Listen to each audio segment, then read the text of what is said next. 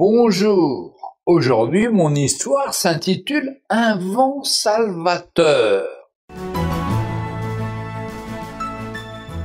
Cette histoire m'a été rapportée par le pasteur Eugène Niati, qui vit au Zimbabwe, l'ex-Rhodésie. Voici ce qu'il me raconta.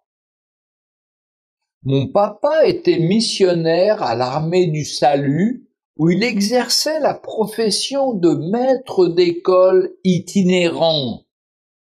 Il était sans cesse désireux d'améliorer les conditions matérielles de l'école où il enseignait. Chaque fois qu'il quittait une école, il vérifiait que, depuis son arrivée, celle-ci avait été améliorée. Mon père faisait souvent des projets pour collecter des fonds afin de développer et d'enrichir l'école où il enseignait. C'est ainsi qu'un jour, il a quitté Bulawayo au Zimbabwe pour se rendre chez un ami qui était propriétaire d'une grande ferme, afin de solliciter son aide financière. Il souhaitait lui demander d'investir dans l'amélioration et le développement de la dernière école où il exerçait. Il n'a donc pas hésité à faire ce voyage de 40 kilomètres en bus. L'autobus n'allait pas jusque chez son ami. On l'a donc déposé à un carrefour d'où il a dû marcher dans la brousse jusqu'à la ferme. Il savait que c'était une très longue marche de 7 heures qui l'attendait. Après avoir marché plusieurs heures, il commença à se sentir fatigué. Il était 23 heures et il décida de dormir dans un fossé au bord du chemin.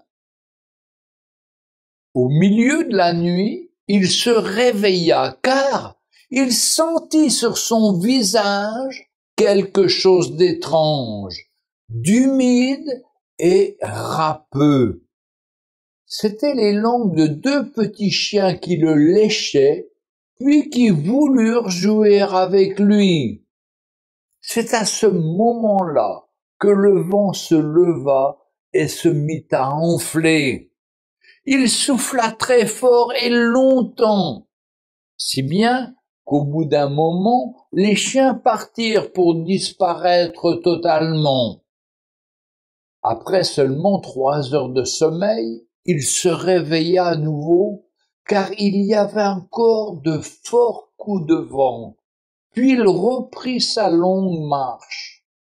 Le matin, il arriva enfin à la ferme. Dès que son ami, le fermier, le vit, il a couru vers lui, l'air surpris et préoccupé. Il lui demanda immédiatement comment il était arrivé jusque-là. Mon père lui répondit « Eh bien, j'ai traversé toute ta ferme, depuis la route principale jusqu'à vos bâtiments. » Mais son ami reprit « C'est impossible que tu sois passé par là. » Très étonné, mon père lui demanda pourquoi. Son ami lui rétorqua « Parce que nous avons une lionne avec 2 petits lionceaux. » À ce moment-là, mon père se rendit compte que les petits chiens avec lesquels il avait joué la veille n'étaient pas des petits chiens, mais que c'étaient des petits lionceaux. Toutefois, à cause du vent, la lionne n'avait pas senti son odeur, et c'était cela qui lui avait sauvé la vie. Et, quand il comprit cela, il a pris conscience de la protection de Dieu sur sa vie. Déjà le roi David disait dans le psaume 121, Je lève mes yeux vers les montagnes. D'où me viendra le secours? Le secours me vient de l'Éternel, qui a fait les cieux et la terre. Il ne permettra point que ton pied chancelle. Celui qui te garde ne sommeillera point. Voici, il ne sommeille ni ne dort celui qui garde Israël. L'Éternel est celui qui te garde. L'Éternel est ton ombre à ta main droite. Pendant le jour, le soleil ne te frappera point, ni la lune pendant la nuit.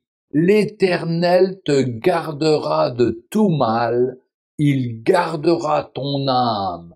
L'Éternel gardera ton départ et ton arrivée dès maintenant et à jamais. Retrouvez Un jour une histoire sur www.365histoire.com.